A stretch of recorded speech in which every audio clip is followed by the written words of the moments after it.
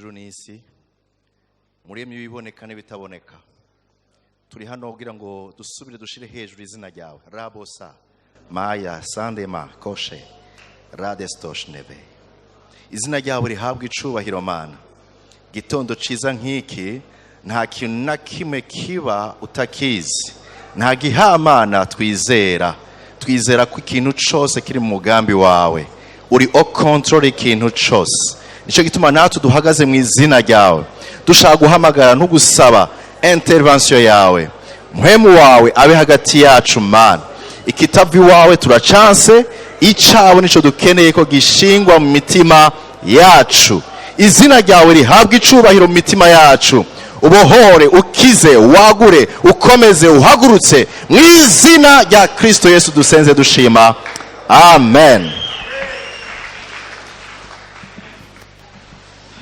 Haleluya.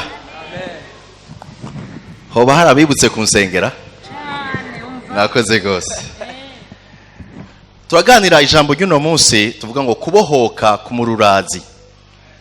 Kubohoka k'umururazi igisomwa canke imirongo duhagararako n'Abaheburayo 12 umurongo wa 14 ushaka kuri 15.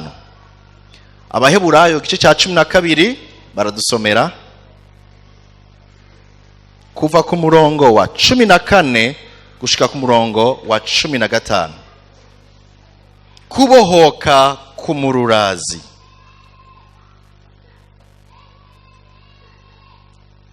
Abaheburayo 12 kuva ku 14 gushika ku 15 havuga ngo mukurikire kugiriranira amahoro n'abantu bose. Recherchez la paix avec tous Nukwezwa et la sanctification. kuko utejejwe atazoraba umwana. Sans la sanctification, personne ne verra le Seigneur. Mwizigame Veillez nihagire umuntu adashikira ubuntu bw'Imana, à ce que personne ne se prive de la grâce de Dieu. kandi nihagire umuzi wo kurura umera, Et ce qu'aucune racine d'amertume ugahagarika imitima, ne produise des rejetons et ne cause du trouble, abenshi bakandura. et que plusieurs n'en soient infectés.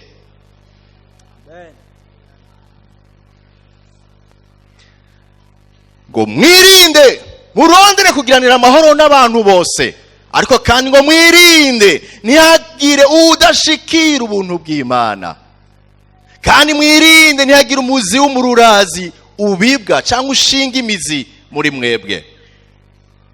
Niko ndiyumvira rino jambo nipfuza ko dusangira hanjemwo igicapo canke hanjemwo inkuru dusoma muri Mariko. Bayidusomere kuva ku murongo Mariko gice cya 5 kuva ku murongo wa 1 gushika ku murongo wa 5. Iyi nkuru yanjemwo inyereka ububi bw'ico tugomba kuganira nk'umururazi. Mu gifaransa umururazi ni l'amertume. L'amertume, umururazi. Bafata hakurya y'ikiyaga mu gihugu c'abageraseni. Avuye mu bwato umuntu yinjiwemwo n'impwemu ihumanye, ava mu masenga y'imva aca aramusanganira. Yaba muri ayo masenga ntihagira uba akibona ico ashobora kumubohesha niyo woba umunyororo, kuko bamubohesheje iminyororo ku maguru no ku maboko kenshi. Iyo amaboko akayicagagura, iyo amaguru akayivutagura, ntihagira umuntu afise inkomezi zomutururuza. Maze iminsi yose ku murango no mwijoro yama ari muri ayo masenga no ku misozi aboroga yikebagurisha amabuye. Uyu muntu yamerewe nabi. Abatubwira inkuru yuko Yesu yavuye yarari aja muri ico gisagara, byamusaba ko afata ubwato ngo ajabuke ashike muri ico gihugu. Agishika muri ico gihugu biboneka yuko yari afise mission yo gukiza uno muntu twumvise, kuko ahejeje kumukiza nta kindi cakoretse muri ico gihugu, yaciye asubira yurira ubwato asubira inyuma. Yaraje gukiza umuntu umwe. ibi binyereka ingene Yesu yavuye mu ijuru aje gukohora wewe nanje, aje gukiza umuntu yari yarazimiye. Yesu ntiyigeze atakaza intumbero yo kurondera icazimiye. Uyu mugabo yarabayeho nabi. Bibiliya itubwira ngo yaba mumva niho hahindutse inzu yiwe. Mumva yaganira n'abapfuye. Bitwereka ingene mu mutima wiwe nawe nta buzima yaragifise, yasa n'uwapfuye spirituellement. Amen. Abavyeyi biwe, umuryango wiwe wari waramutaye. Uyu muntu yaganira n'imizimu. Yaba mumva yari yuzuye impwemu mbi. Ariko kandi kubera ivyoba byaramushikiye, umuryango wiwe waragerageje.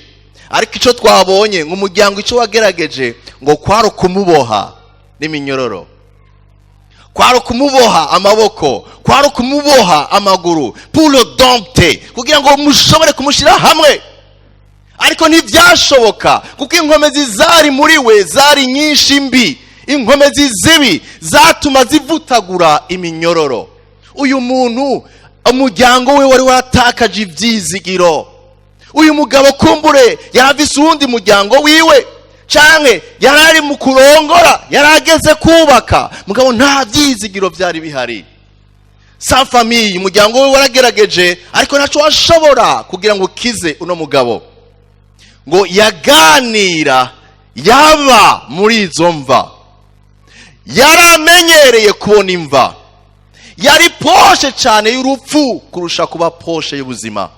Yari hafi y'urupfu kurusha kuba hafi y'ubugingo. Ariko Imana ishimwe kuko ubugingo bwariko burajabuka bumanuka ubwato buza kumusanga. We yari yarihevye, yaba mumva kuko atabuzima bwari bukihari. Ariko Imana ntiyari yaramuhevye. Imana yari ifise umugambi mwiza ku bugingo bwiwe. Intumwa zikurikira Yesu muri ubwo bwato, mpumbure bari bazi ko bagiye kubwira ubutumwa amahanga n'abantu benshi, ariko Yesu yaraje kubw'uyu muntu. Ibi binyereka ingene Imana ikwitwaritse no muri kantaco. Yoshobora no guhagarika ibindi vyose, n'umuryango wawe wose wotangara ingene Imana iri kwirondera umutima wawe. Imana irarondera uwazimiye. Uyu mugabo nta vyizigiro byari bikihari muri famiye yiwe. Umviriza, Bibiliya itubwiye ngo ijoro n'umutaga ngo yama ariko araboroga. Il criait jour et nuit. Yama ariko araboroga. Iyi yari yo mvugo yiwe yerekana umubabaro n'uburemere afise imbere mu mutima wiwe. Yama ariko araboroga. Imvugo yiwe nta kindi yaramarira. Yaramarira y'ivyamushikiye, yaramarira y'ivyo ariko arumva, yaramarira. Ariko abandi ntibashobora kumva amarira yiwe, babona ko ari umusazi yananiranye, ariko yarako ararira imbere indani. Bibiliya itwereka kandi ngo yafata amabuye akikebagura. Bitwereka ingene yageze ku rugezo rwaho yiyanka, yumva atagifise umunezero uko abayeho. Yumva ubuzima bwiwe ari ubwananiranye, ari bwamaze kuba déchiré. Il était déchiré. Yari yamaze gutantamuka. Ubuzima bwiwe ntiyabukunda, yaranka ubuzima bwiwe.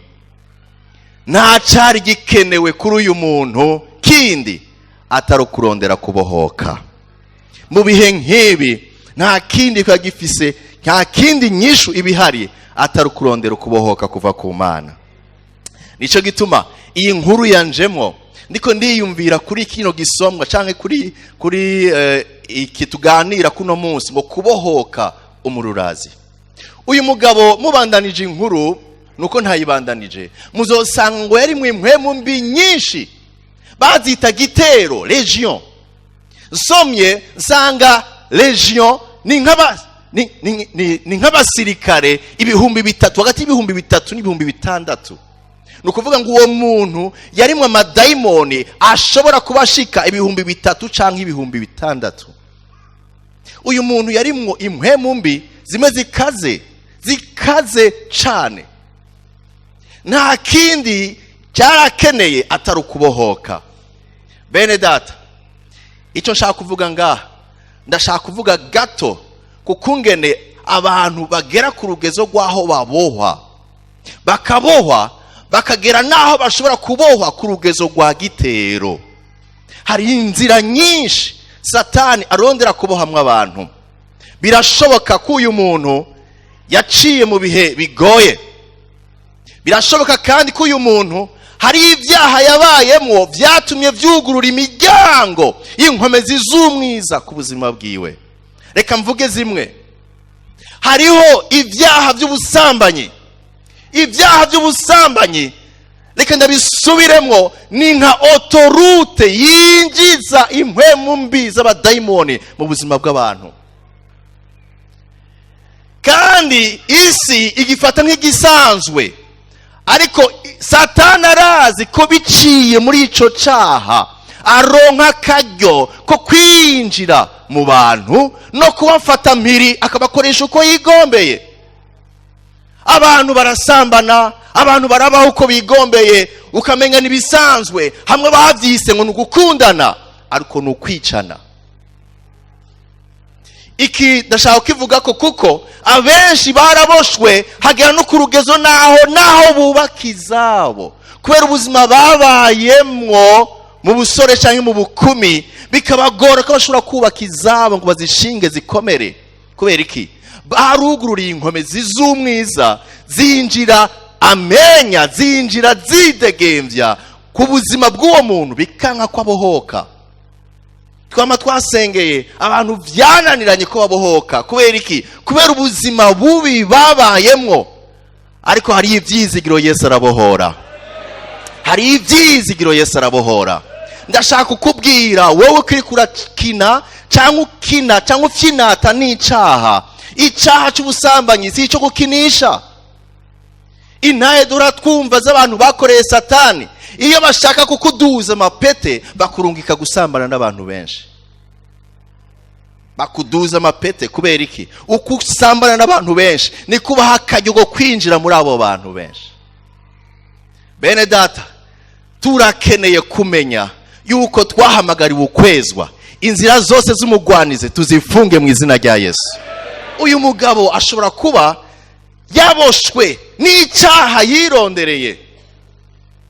Ashobora kuba yaboshwe no kuraguza, l'occultisme, kuja kurondera abapfumu canke barumenyi mbariza, mbega ubona nzokwimbura, ubona nzovyara umuhungu canke nzovyara umukobwa.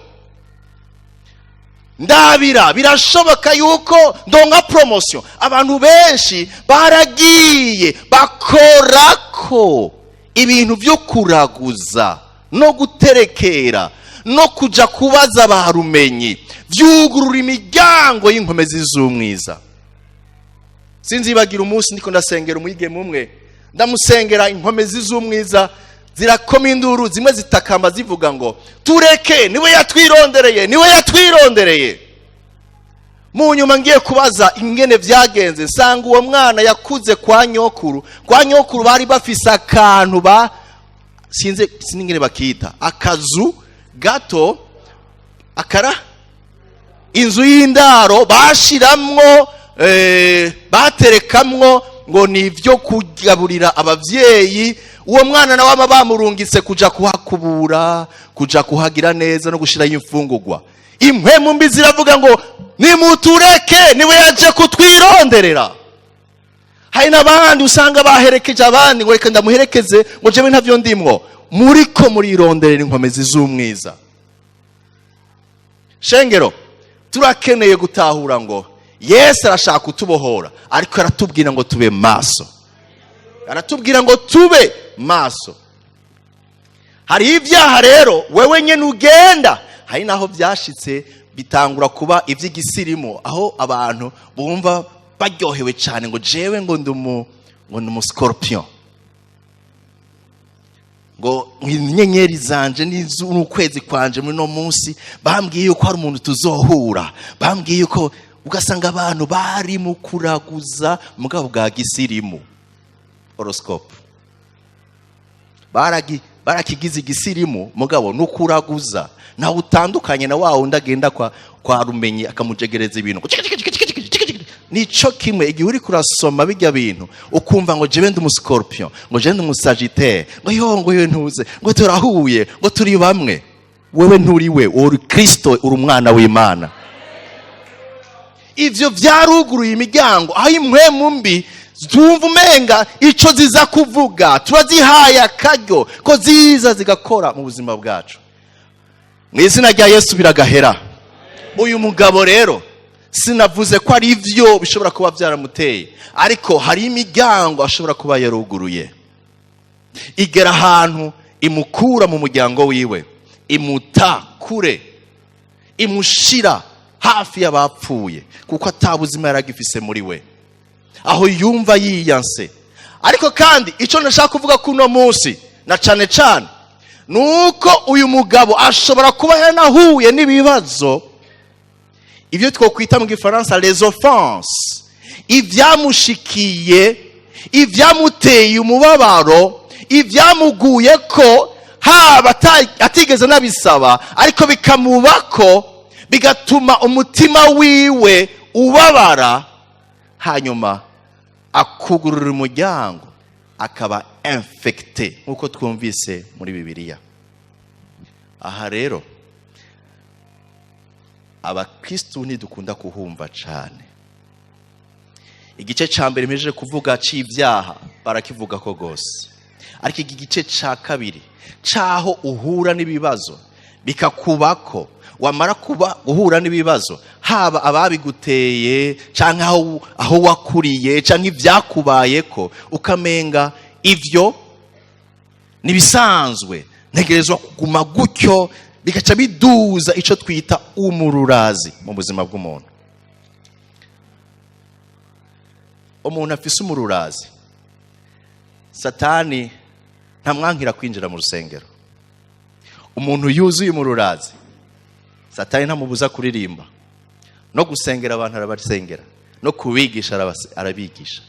Mugabo Bibiri tubwiye, dusubiremo mu Baheburayo mwumve aka kantu cyane cyane 15 havuga ngo 15 mwizigame mwirinde ntihagire umuntu adashikira ubuntu bw'Imana. Murumva ngo kubera iki uwo muntu adashikira ubuntu bw'Imana? Bandanya. Kubera iki ushobora kudashikira ubuntu bw'Imana? Bandanya.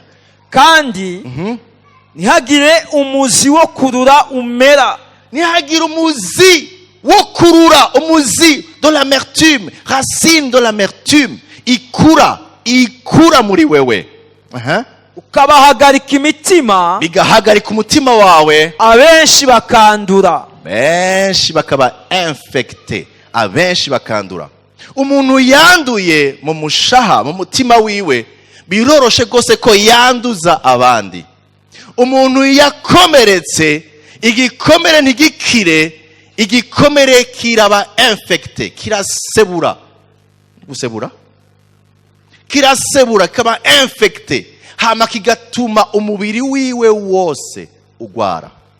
Ivyo rero kubera bibera ahantu hataboneka, womenga ni haleluya ni amen mwene data, ariko kubera vyabereye kandi bigendera ahantu hataboneka, ivyo Satani arabikunda, aranabikorera ko cane, akanakureka ukaja no mu byo ushaka vyose vy'Imana, ariko akaguma gutegeye kuri wa muzi w'umururazi. Ukazosanga bamwe mw'ishengero ntibakinezegwa, ahubwo baryoherwa kwitwa yuko ari abantu bashishwe. Je narashishwe, jewe nta byamenyo, nta vyamenyo, nta mucezo, ariko afise ingorane, afise ikibazo cuko yanduye, yarabaye infecté, hanyuma arareka ico gikomere kirakura. None no munsi igikomere cakuze, iyo gikomere canduye cyane, muhora mubona ari ibihe bikoko bikunda kuza. Bega barazibwira bati hari igikomere canduye, zibimenya gute? Ziramotegwa ahari ikintu catanguye kubora, ziramotegwa ahari ubuzima butameze neza.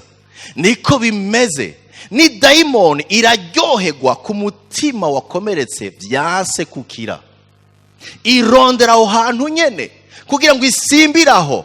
Kemporti biravana n'ibyakubabaje n'ibyagukomerekeje, turaza kubivuga ko mugabo icyo dukwiye kubera amaso, ntidukwiye kureka ngo igikomere kibandanye kiba infecté. Nabonye igikomere cyabaye infecté, icyo bahora bakora n'igiki, basubira kugikurako bijya bintu byose, bagasubira kurondera uko amaraso aboneka, hama bagasubira kugitreta, kukivura neza. Iyo ukiretse gutyo ngo ntimusubire kunkorako, umubiri wawe wose urandura. Umviriza rero, ngo mwirinde ntihagire abadashikira ubuntu bw'Imana. Kubera iki? Kuko mwemereye umuzi w'umururazi gukura muri mwebwe. Hari abantu Imana yoshaka gukoresha, hari abantu ishaka gushikira biciye muri mwebwe, ariko kubera ingorane cyangwa igikomere by'umururazi bigatuma abantu badashikirwa n'ubuntu bw'Imana. Nibutse Yona yari yarakomerekejwe nuko hariho abansi bitwa abineniwe.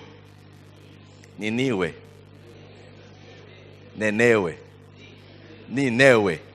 Okay, urakoze. Abinenewe baramwanka canke bari barabagiriye nabi, nawe arabanka, akuza igikomere cyo kwanka abantu baho. Ariko Imana ishaka kumutuma hariya. Byaroroshe kubera iki byagoranye? Kubera atari bwigera kira igikomere yakomerekejwe n'abinenewe. Iyo niyo ngorane yaho Imana ishaka gukoresha umuntu, ubuntu bwayo bikanka ko bushobora kumushikira kuko byanse yuko akira ibyamukomerekeje. L'amertume, reka nsubiremo, mbega umururazi niki? Mucumvirize neza. Umururazi ni rya shavu ry'imbere watewe, wumva iryo shavu ry'imbere, la colère intérieure, wumva umaze kuyumva ukayigumya, hama iyo shavu ukarigumya, ukaribungabunga, hanyuma ukarigwiza.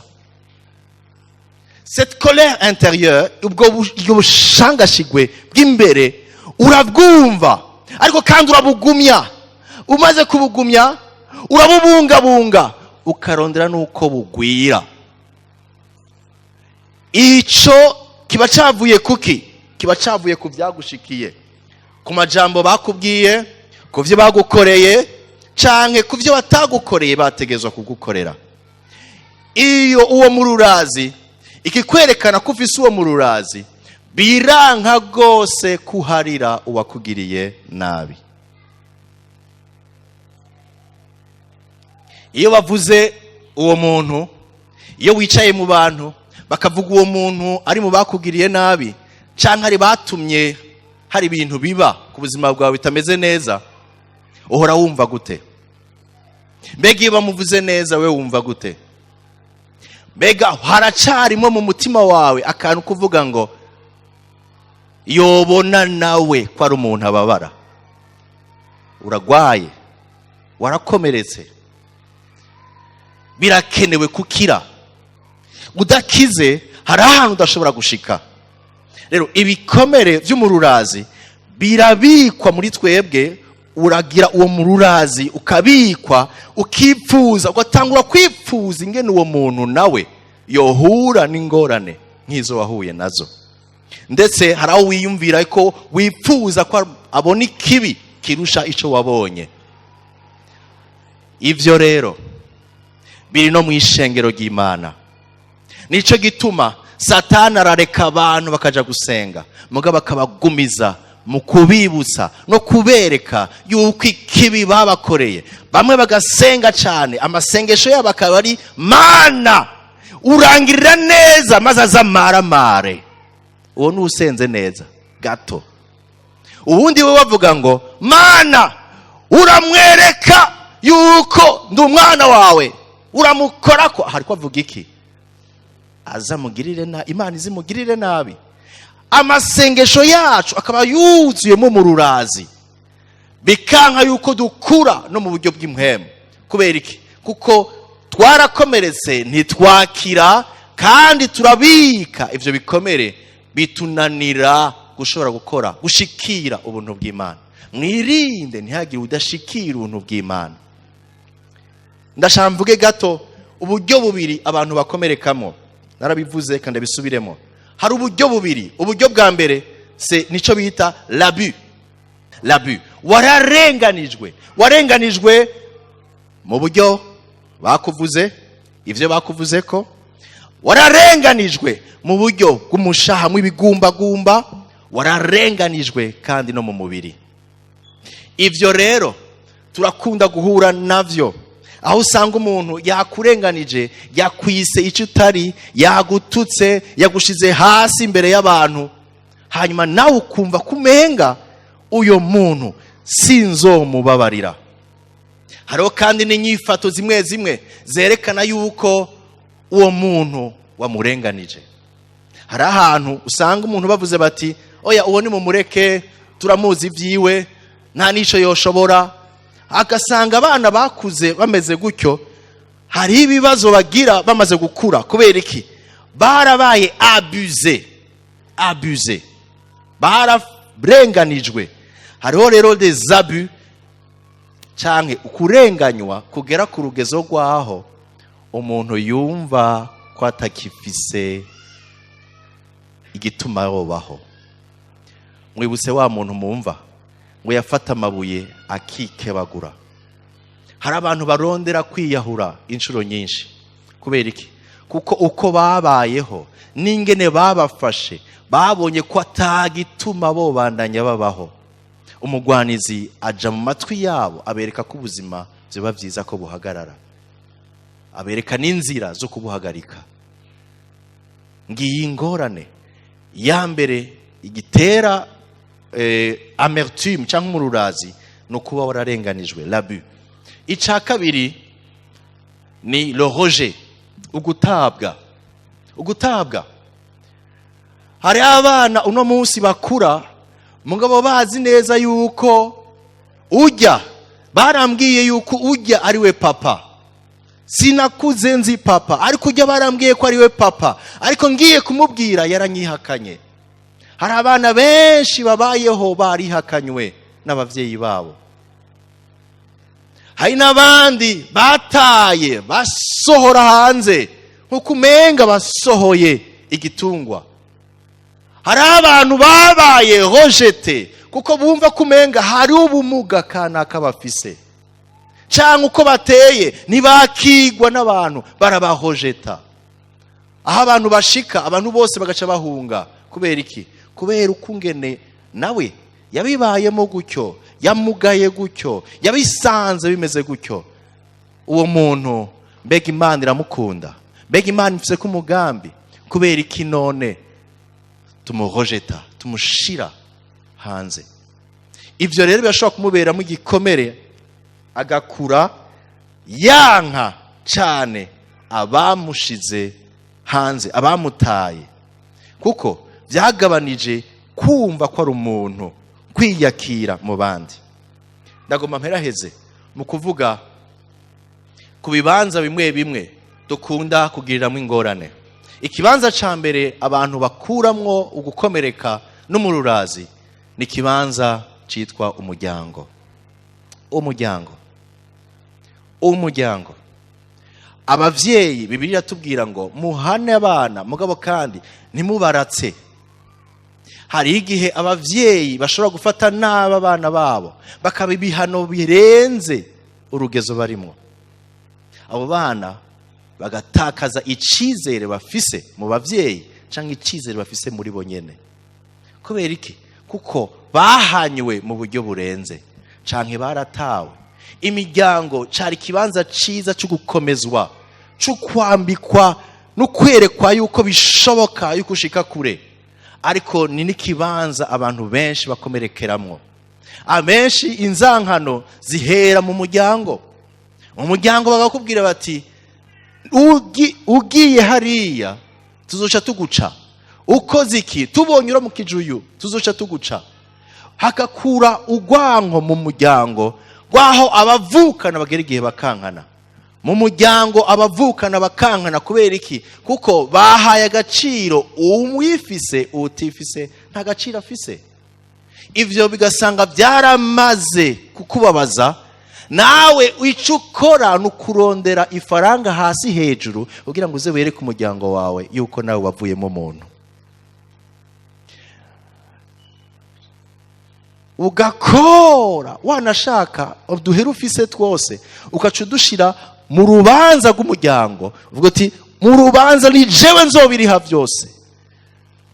Si uko ufise umutima mwiza wo kubiriha byose, hari naho ufise gushaka kwihora kuko wumva ko bagushize hasi, ushaka kwerekana ko nawe waronse amahera. Igihe bakubwira ngo nimumureke ngo uyo ntaca azovamo, ubu washaka kubereka ko wakivuyemo.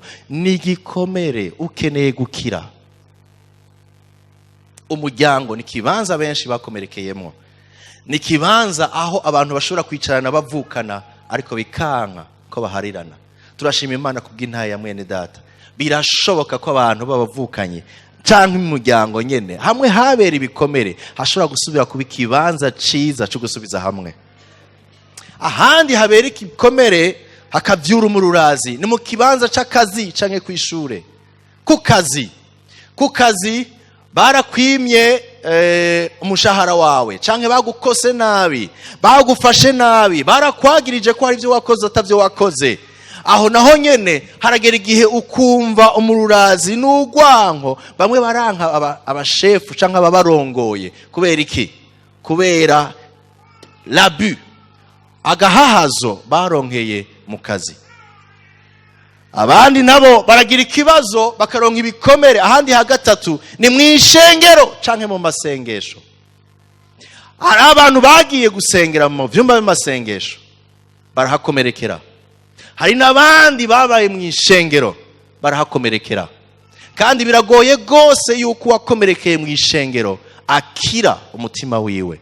Kubera iki? Yararenganijwe, yarabaye abuse, yarafashwe nabi. Yumva kumenga yafashwe nabi kuko yarakwiye gufatwa neza no guherekezwa no gukomezwa n'abari bajejwe kumurongora mu vy'impwemu, ahubwo bamufashe nabi, bamugirira nabi. Abantu nk'abo biragora, mugabo birashoboka, mugabo biragora ko bashobora gukira. Kuko ico bakijije ni rya jambo ry'Imana. Ukuri vuga avuga ngo nuvuge n'abandi bavuga gutyo, ugasanga afise ikibazo gikomeye. Uwo muntu akinjira mu rusengero kuko avuga ati Imana ndayikunda, mugabo nta muntu numwe mwiza abaho, abantu bose ni bamwe. Hariho ubuntu bw'Imana atazoshikira ngo mwirinde, kuko uwo muzi watewe, iyo mbuto yatewe muri we yarakuze, ikura, iranda imizi, ikihinduka igiti bigoye gushobora gushingura. Ico giti cagiye ko ibintu byinshi cyane bivuye mu mururazi no mu kibazo wahuye navyo. Ikindi kibanza abantu bagiriramo ingorane ni ikibano. Ababanyi ni bande? Iyo ipasi ipfuye bahora batira ipasi uwo bari kumwe, umubanyi wo hafi. Ni bande bahora batira ipasi umubanyi wo hafi? Okay, nta numwe atira ipasi umubanyi wo hafi. Muca mwemera kwambara izitagoroye. Ikibazo ni ikihe? Ababanyi barankana, ukaja gutira ipasi uriya wo muri iriya quartier kuko ari umugenzi wawe. Ikibazo ni ikihe? Tunganya mu kibano cawe. Navuze ejo bundi yaho usanga arababana mu rugo, ugasanga biranka yuko ashobora gusiga inkono kugira ngo yinjire mu nzu. Acunga inkono atetse kuko ababanyi bo ngaho ntabizeye. Aracunga iyo nkono, yagomba gusohoka agahamagara kana ingo ngaha, akinjira mu nzu, akagaruka agasubira karaba yasi. Ubuzima burangoye, burananiranye. Kubera iki? Kuko mu kibano nta kwizerana kukihari. Warakomerekejwe n'ikibano, ariko nta yindi nzira nk'umwana w'Imana. ni ugutunganya na kijya kibano nyene. Ahandi kindi kibanza ca nyuma twakomerekeyemo canke benshi bakomerekeramwo ni igihugu babayemo. Igihugu gishobora guca mu bihe bigoye. Ivyo bihe bigoye bigatuma abavukana bacanamwo. Bamwe bagapfa intara, abandi bagapfa amoko, abandi bagapfa ibindi by'abava hariya n'abava hariya. Hari ibintu byinshi bishobora gutuma abantu bagenda barahana uruvyaro rwabo. Inzankano hakazogera ku rugezo rwaho no mu nzu y'Imana byanka ko abantu babana. Ariko Bibiliya irambwira ngo amacakubira kugwaho n'umusaraba. Nimba wifuza by'ukuri gukira aho hantu ukenera kwegera ku musaraba. Ejo haratubwiye akantu keza cyane, arambwira ati ujya muntu yaregereye ku musaraba wo hagati. Yaravuze ati hari indi misaraba y'iruhande iriko abambuzi, ariko dukeneye kwegera umusaraba wa Yesu Kristo. Atujya muntu yaregereye ku musaraba wo hagati. Nukuvuga ngo hari igituma abantu mubwira ibyaciye mu gihugu vyanka ko abantu bakirana. Histoire ugazosanga harakuze umuzi wo kwihora, tukazokwama mu kwihorana, tukazosanga n'abacu turiko turabica kuko twakomeretse byanka ko dukira. Aha simvuze ivyerekeye gusabirana kubana. Umwana umuvyeyi akakubwira ngo bariya kandi uri mu ishengero mugabo kubera bariya warihushije n'umugisha wawe, kuko Imana ntiraba ivyo uri kuraraba mu gucisha umugisha wawe. Ishobora kuwucisha muri babandi bakubwiye ngo bariya, ariko bariya akaba ari wo mugisha wawe. Abo turi kumwe, haleluya. Turakeneye gukira. Hari imigisha twibuza kubera tutakize. Izo nguma, izo bikomere bigasebura, bikaba infecte, bigatuma ubuzima bwacu bwononekara. Shengero, turakeneye kugaruka ku kubohoka. Yesu aravuga ijambo ryiza cyane, aravuga ngo nutaharira abakugiriye nabi, so mu ijuru ntazoguharira ibyaha byawe. Iryo jambo turagirengagiza, ariko ryavuzwe na Yesu bwiwe. Ni utaharira mugenzi wawe, na so mu ijuru ntazoguharira ibyaha byawe. Abenshi turakunda ko Imana yatubabariye, ariko byaratunaniye ko tubabarira bagenzi bacu. Ni biki uno munsi wumva ko biremereye ubuzima bwawe? Utaravye neza ivyo biboneka nk'inguma, hari aho bigomba kuvyuka. Benshi baca bavuga ngo bireka ngo ibyo bintu ntubivyure, ngo reka bintu ntubivyure. Mu yandi majambo bireke vyigumire gutya nyene. Ariko nibaza yuko ari umwanya mwiza wo kuba imbere y'Imana ngo twemere ibituvyurire hama idukize. Remede canke umuti w'ikibazo nk'iki si imiti ibiri, si imiti itatu, no kwibuka ico Kristo yakoze, ko yakubabariye nawe babarira. Harira ujye muvukanye wawe, harira so yakwihakanye, harira umugore yaguhemukiye, harira umugabo yaguhemukiye w'isezerano. Muharire, kuko iyo udahariye niwe wikorera umutwaro w'ibyaha, wikorera umutwaro w'umubabaro. Ni wewe ubandanya uremegwa, ni wewe kandi utebuka nagwara. Kubera iki? Kubera utababariye. Ndashaka ngo twegere Imana uno munsi. Turashaka gukira, ariko kandi turashaka gubohoka. Ntidushaka kwemerera umugwanizi ngo afata akaryo ko kurondera ikibanza cyo kwicara mu buzima bwacu. Hari abamama nkunda mu Nyakabiga bavuze ngo singoma kosana na ikeha ayana na ikibuga c'abadayimoni. Murayibuka? Ivuga Imana ntigomba yuko Uburundi wenduka ikibuga ca. Bajya bamama kweri bavuze ukuri. Jesse mvuze igihugu, mvuga wewe. Imana ntigomba yuko uba ikibuga c'abadayimoni.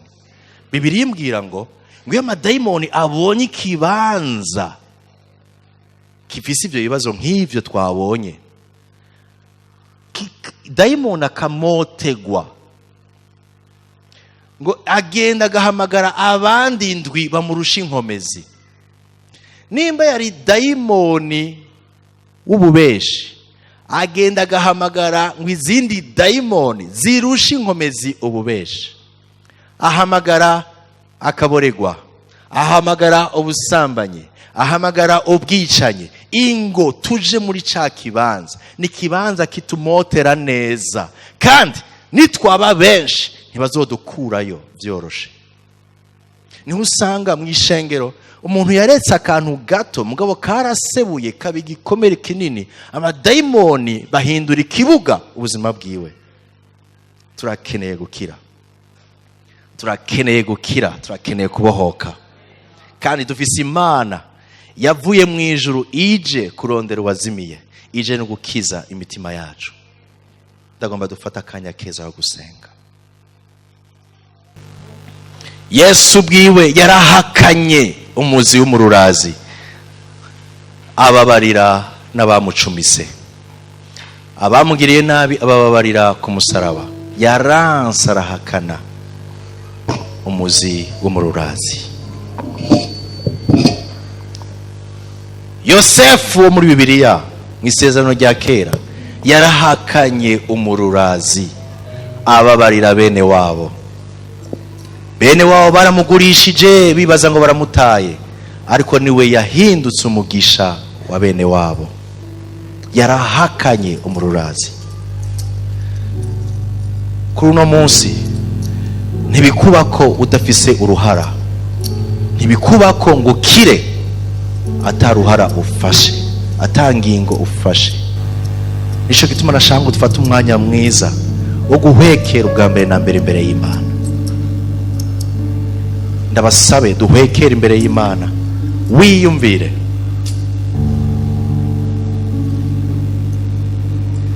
mu vyagiye bikuba ko muri kahise. Ni hehe vyakunaniye kushobora kumva yuko bubabarira? Umuzigo w'umubabaro wikoreye wavuye kuki?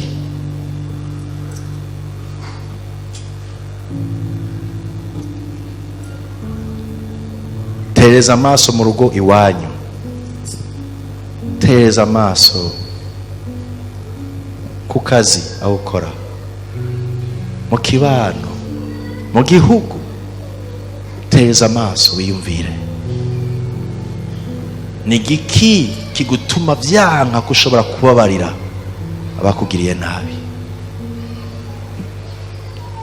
Hari inkomezi, hari inkomezi mu maraso,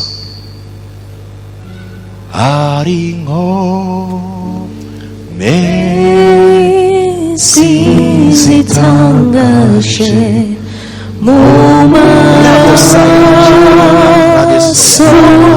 ya Yesu. Hari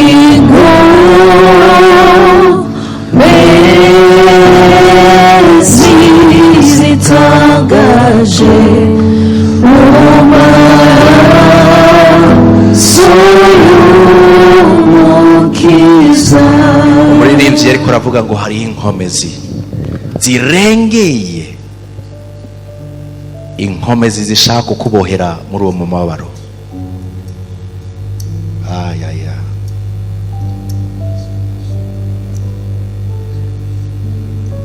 n'igihe cawe cyo gusaba izo nkomezi, w'Imana ikubohore, Imana igukize. Kuvyirenganya, kuvyirengagiza siyo nyishu. Inyishu ni ntambuko yo kubabarira, gusaba imbabazi, kurekura, ukarekurira.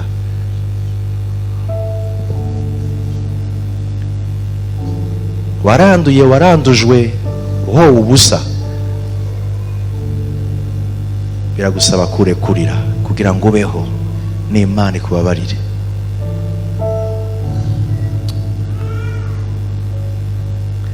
Kadusenge. Mwami Imana, uri Imana ihambaye, uri Imana ikomeye, uri Imana yuzuye ubuntu n'imbabazi. Niwe watubabariye ibyaha byacu, niwe uduhamagara kubabarira, niwe usomoza umuti abakomeretse, niwe uvura ibikomere by'umutima, niwe ukomeza abadendebukiwe, niwe uhagurutsa abacitse intege. Nicyo gituma Mana asubiye gusengera ino mitima Mana yasabye ubufasha kuri wewe, ngubahe Mwami Mana inkomezi, ubushizi bw'amanga bwo kurekura, bwo kurekurira ababagiriye nabi. Utembeshe amazi yawe, utembeshe amazi y'umugisha, utembeshe gutotahara kw'imitima yabo, utembeshe ibihe byiza mu bugingo bwabo, utembeshe ibihe byiza byo guhembuka mu bugingo bwacu, ubahe gukanguka no kubyuka no kugendera mu nkomezi nshasha. Urakoze kuri Imana igira neza, izina ryawe rihabwa icubahiro. Haleluya,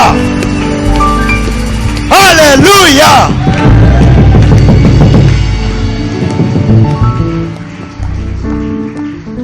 Shengero ry'Imana, haleluya. Hari abantu bakize kubera imbabazi z'Imana,